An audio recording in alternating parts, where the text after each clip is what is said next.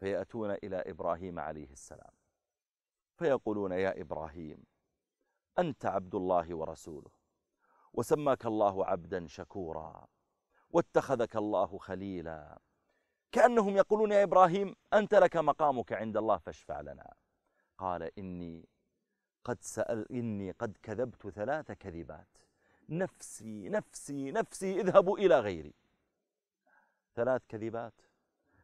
قيل الكذبة الأولى لما قال لقومه: إني سقيم، لما أراد قومه أن يخرجوا إلى عيد من أعيادهم فيه فجور وشرك، فأرادوه وهو فتى صغير أن يخرج معهم، أخبرهم أنه لا يستطيع الخروج معهم، ولأجل أن يعذروا قال: إني سقيم، أنا مريض ما أستطيع أن أخرج.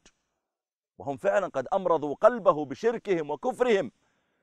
قال: إني سقيم. فهذه الكذبة الأولى. والثانية لما حطم أصنامهم ثم قالوا: أأنت فعلت هذا بآلهتنا يا إبراهيم؟ قال: بل فعله كبيرهم هذا، الذي حطمه وكبيرهم الصنم الأكبر، فاسألوهم إن كانوا ينطقون. فعدها كذبة ثانية. والكذبة الثالثة لما مضى إبراهيم عليه السلام بزوجه سارة فدخل إلى مصر، وكان في أوائل شبابه، وكانت سارة امرأة حسناء، فأقبل من أقبل إلى ملك مصر في ذلك الحين وقال له: إنه قد دخل إلى بلدك رجل معه امرأة حسناء لا تنبغي إلا لك، ينبغي أنك تأخذها أنت. فبعث إليها من يأتي بها بالقوة. وكان من عادته إذا كانت المرأة حسناء وأعجبته وأراد أن يصطفيها لنفسه، فإن كانت ذات زوج قتل زوجها. فقال إبراهيم لها لما علم أنهم سيأخذوها، قال: إنه إن علم أني زوجك قتلني، فقولي له إنك أختي، فإنه ليس على الإسلام أحد إلا أنا وأنت، أنت أختي في الإسلام. فلما أخذت إليه قيل: ما هذا لك؟ قالت: هذا أخي. فلما أراد أن يقترب منها ذلك الفاجر دعت الله تعالى عليه، فلما دعت عليه حبس الله تعالى يده فلم تتحرك، فعلم أنها دعت عليه، قال: ادعي لي ربك وأطلقك.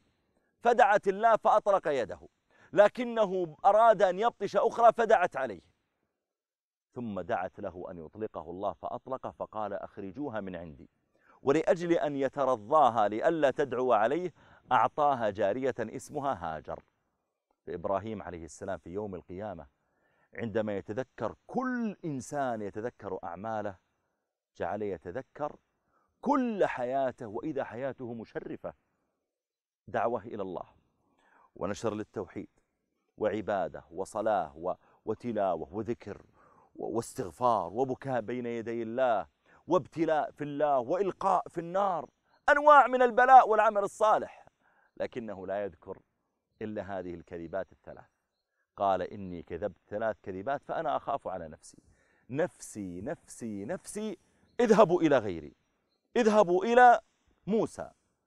فذهبوا إلى موسى عليه السلام.